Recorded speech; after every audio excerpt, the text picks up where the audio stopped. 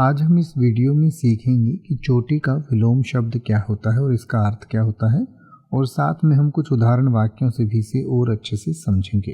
तो सबसे पहले चोटी का अर्थ समझते हैं। चोटी का अर्थ होता है शीर्ष या ऊंचाई, यानी कि सिर का या किसी भी चीज़ का जो सबसे ऊंचा भाग होता है उसे चोटी कहा जाता है। तो चोटी का विलोम शब्द यानी कि विपरीतार्थक शब्द होगा एड़ी या तलहटी। एड़ी का मतलब कि जो हम अपने शरीर की या किसी के शरीर की बात करें तो चोटी जो है वो सबसे ऊंचा स्थान है और एड़ी जो है वो शरीर का सबसे नीचे की जगह है।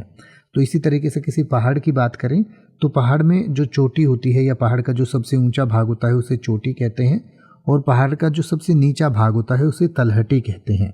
तो चोटी का विलोम शब्द यानी कि विपरीतार्थक शब्द एड़ी भी हो सकता है और तलहटी भी हो सकता है।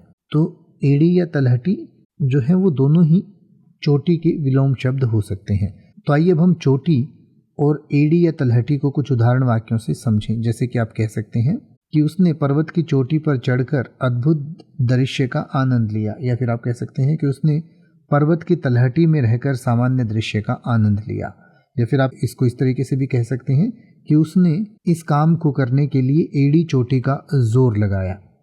अब आप किसी भी वर्ड का मतलब हिंदी और इंग्लिश में YouTube पर सर्च कर सकते हैं। आपको मेरी वीडियो मिल जाएगी जिसमें आप बिना किसी फालतू बकवास के सीधा उस वर्ड का मतलब समझ पाएंगे। तो ऐसी ही वीडियोस को देखते रहने के लिए चैनल को सब्सक्राइब करें और बेल आइकन को प्रेस करें।